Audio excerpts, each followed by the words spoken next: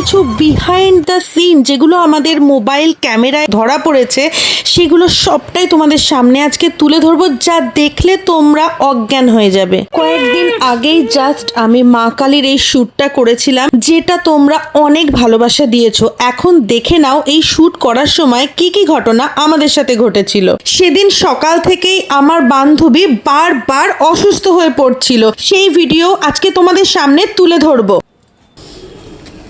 জয় মা, জয় মা।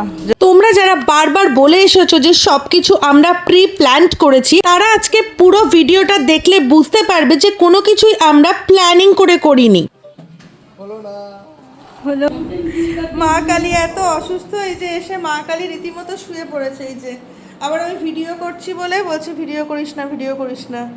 কি অবস্থা, কি এত উইক মা কালী হলে কি চলে কখনো? স্টুডিওতে আসার পরেই কিন্তু ও শুয়ে পড়েছিল, এতটাই শরীর খারাপ লাগছিল। দেখলে তো তোমরা, এর পরের ঘটনাগুলো দেখলে আরোই অবাক হয়ে যাবে। রেডি, এখন মা কালী সুস্থ হলে দেন আমরা সব কিছু স্টার্ট করবো। ঠিক আছে ঠিক আছে, তুই রেস্ট নে, অসুবিধা নেই, অনেক সময় আছে, অসুবিধা নেই। আর তাছাড়া এই লুকটা করতে আমার মনে হয় না খুব বেশি টাইম লাগবে। এত অসুস্থতার মধ্যেও কিন্তু আমি ওকে তুলে চেয়ারে বসিয়ে রেডি করছিলাম। যখন রেডি করছিলাম তখন খুবই শান্ত ছিল। তারপরে আমরা কয়েকটা শ্যুট জাস্ট কমপ্লিট করতে পেরেছিলাম, কিন্তু শেষের দিকের কোনো শ্যুটই আমরা কমপ্লিট করতে পারিনি। ভিডিওর শেষে দুটো ক্লিপ আমি অ্যাড করেছি, ওগুলো দেখলে তোমরা অবাক হয়ে যাবে আর বুঝতে পারবে যে মা কালী সাজার পরেও কতটা পরিমাণ অসুস্থ হয়ে পড়েছিল।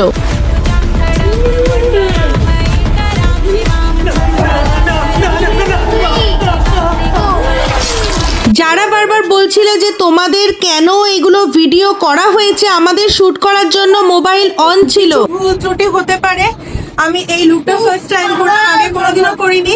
প্লিজ কিছু ভুল ত্রুটি হলে ক্ষমা করে দিও, আর ভালো লাগলে প্লিজ অনেক অনেক অনেক শেয়ার করো, লাইক করো, প্লিজ উৎসাহ পাবো। Thank you so much. চেয়ারটা নিয়ে আয়, চেয়ারটা নিয়ে আয়।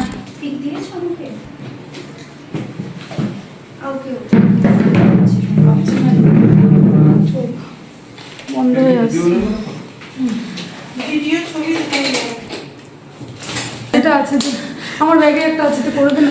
হ্যাঁ আমি করে দিচ্ছি, দেখা আমি করে দিচ্ছি। কালী জল খাচ্ছে। দাঁড়া আমি করে দিচ্ছি। আমার মেয়ের স্কুলের ব্যাগের সামনেটা আছে।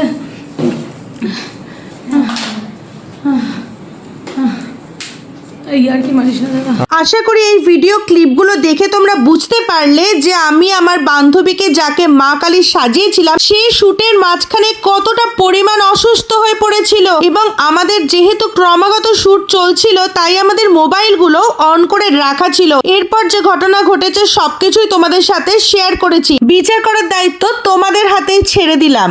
ইভেন তোমরা এই ভালো করে রেকর্ডিংগুলো দেখলে বুঝতে পারবে যে আমরা কিন্তু প্রথম দিকে বিষয়টা নিয়ে একেবারেই সিরিয়াস ছিলাম না, আমরা রীতিমতো মজাই করছিলাম, কেননা আমরা বুঝতে পারিনি যে এরকম কিছু আমাদের সাথে ঘটতে চলেছে। যখন পরে এই ঘটনাগুলো ঘটে তখনই আমরা সিরিয়াস হই, তার আগে পর্যন্ত কিন্তু আমরা মেন্টালি প্রিপেয়ার ছিলাম না এই ঘটনার জন্য। যাই হোক, আমার পক্ষে যতটা সম্ভব সবটাই তোমাদের সাথে শেয়ার করলাম। তোমাদের সাথে দেখা হচ্ছে নতুন ভিডিও নিয়ে। টাটা।